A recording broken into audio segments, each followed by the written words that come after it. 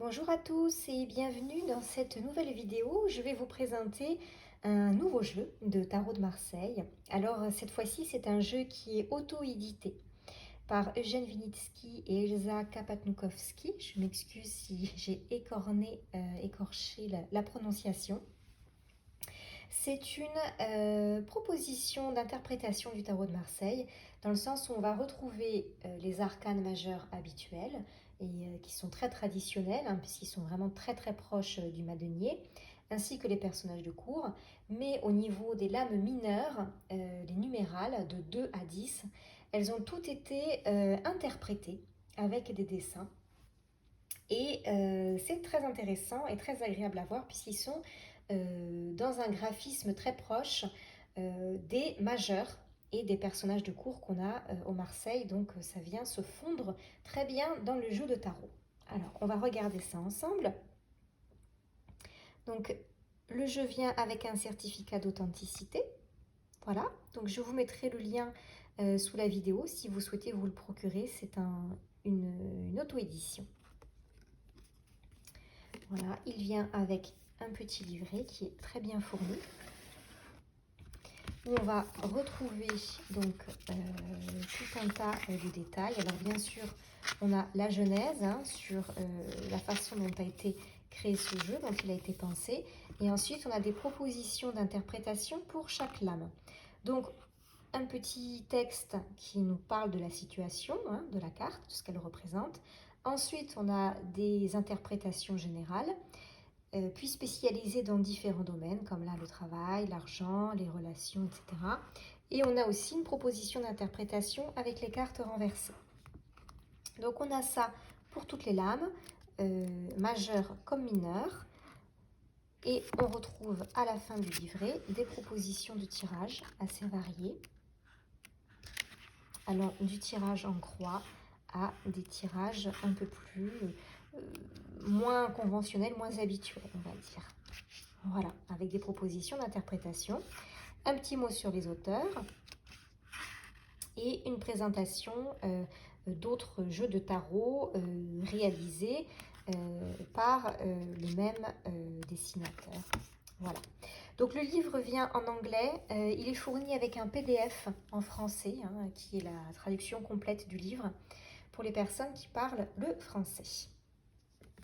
Voilà, donc on va passer aux cartes, donc qui viennent dans un très joli boîtier avec un petit battleur qui s'est incrusté ici. Voilà, un dos magnifique. On est sur une très belle réalisation. Le boîtier est aimanté, il s'ouvre sur le côté avec des fleurs de lys et qu'on retrouve au fond du boîtier. Voilà. Donc le jeu de tarot, c'est une très belle épaisseur. Voilà, on a des cartes qui sont épaisses, de très bonne facture. On est vraiment sur quelque chose de très belle qualité. Et alors elles ont une texture juste incroyable. Je ne sais pas ce que c'est comme fini. C'est un vrai bonheur à l'utilisation. C'est vraiment... j'adore. Vraiment, c'est doux et en même temps ça glisse. Voilà, c'est un vrai bonheur de tenir ce jeu en main. Vraiment, chapeau pour le choix de la texture de ces lames. Donc le tarotage, je le trouve très joli au dos. Très bien choisi. Et puis, on va regarder donc les lames. Donc au niveau des arcanes majeurs, on est sur une représentation vraiment très proche du tarot de Madenier. On va retrouver vraiment cette finesse des visages, moi, que j'aime beaucoup, beaucoup, beaucoup.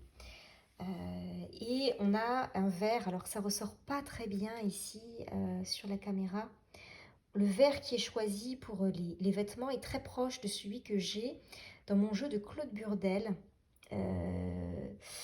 Voilà, c'est un vert sapin, très lumineux, très chaleureux aussi, je trouve, et que moi j'aime beaucoup et qui confère une sorte de profondeur et de classe en même temps, je trouve, au tarot, au personnage.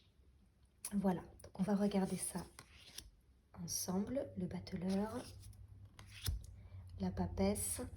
Donc là, il n'y a pas de liberté qui ont été prises sur la représentation de ces lames. On est sur vraiment une représentation très traditionnelle des arcanes majeures du tarot. Voilà, là on voit bien la finesse des visages du madenier.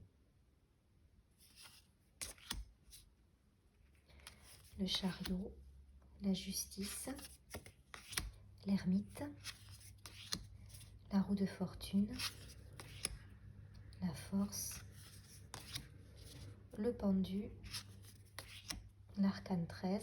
Alors là on voit pas très bien, mais c'est une espèce de vert, hein. C'est du vert qui a été choisi, c'est pas du noir comme on a sur la plupart des jeux.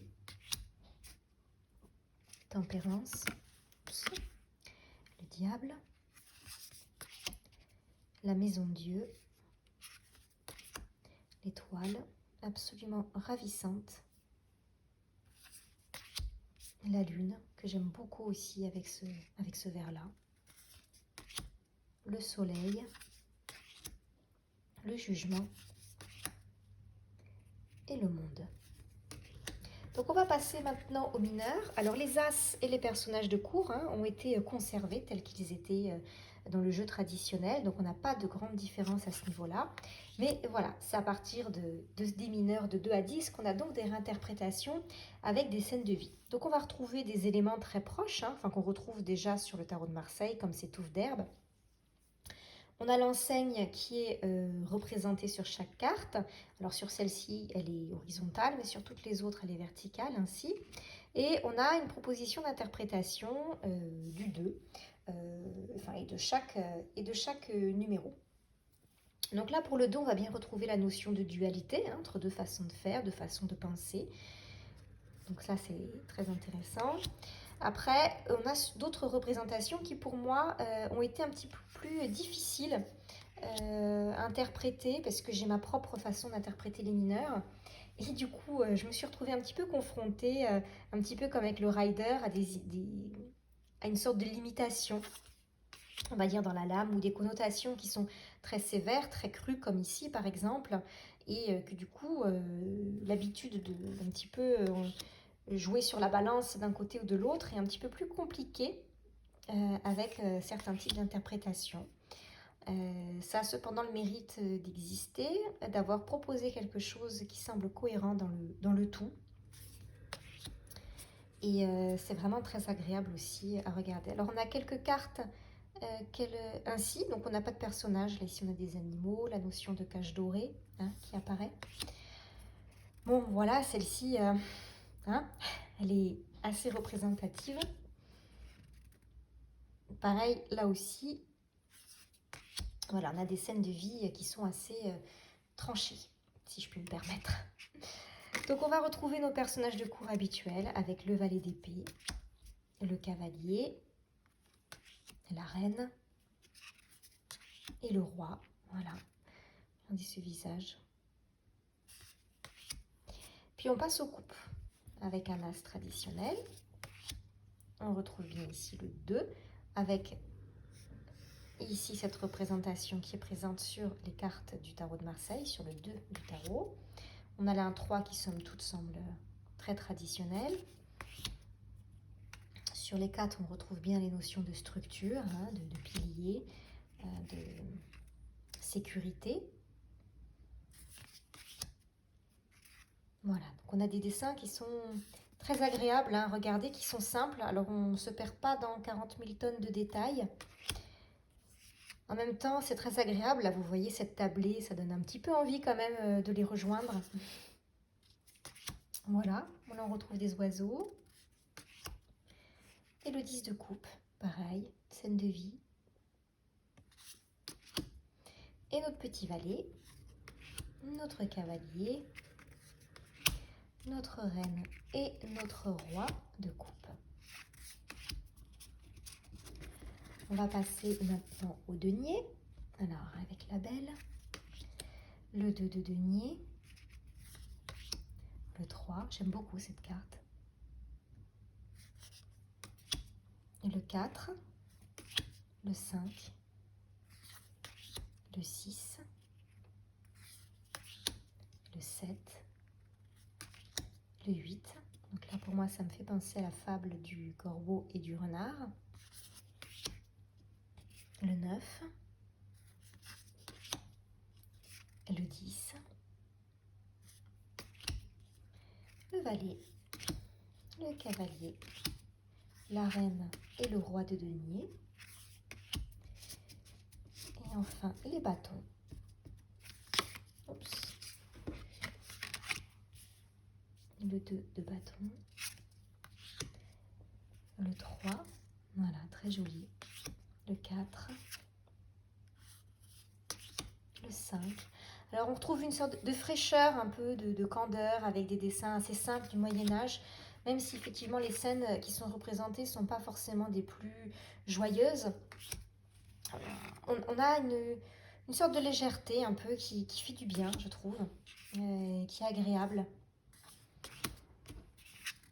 et qui confère au jeu un esprit finalement assez sympathique, de se plonger un petit peu dans ces aspects, dans ces scènes de vie du Moyen-Âge. Voilà, la reine de bâton, regardez comme elle est jolie. Et le roi de bâton. Voilà. Alors voilà pour ces cartes, voilà pour ce jeu qui est très agréable vraiment à regarder. Donc au niveau des mineurs, on voit que elles sont faciles à interpréter puisqu'il y a beaucoup de blanc en fait derrière. Les dessins ne prennent pas l'ensemble de toute la carte, contrairement, voilà, si on prend des dessins de l'époque, les personnages prennent toute la place sur la carte. Ils sont vraiment grands, voilà, très présents. Alors que là, on a vraiment des personnages plus petits avec un fond blanc derrière. Donc ça permet facilement d'identifier les mineurs du reste du jeu. Donc je trouve que c'est une très très belle réussite, que ce soit pour le plaisir d'avoir le jeu entre les mains, vraiment, comme pour les couleurs, le choix de la représentation qui a été fait, les scènes de vie. C'est vraiment très très agréable d'avoir ce jeu et de l'exploiter, de chercher à le faire vivre. Donc voilà, je suis contente de vous l'avoir présenté. Si vous avez des commentaires à faire, si vous avez des choses à dire à ce sujet, bah, écoutez, n'hésitez pas à le faire sous la chaîne.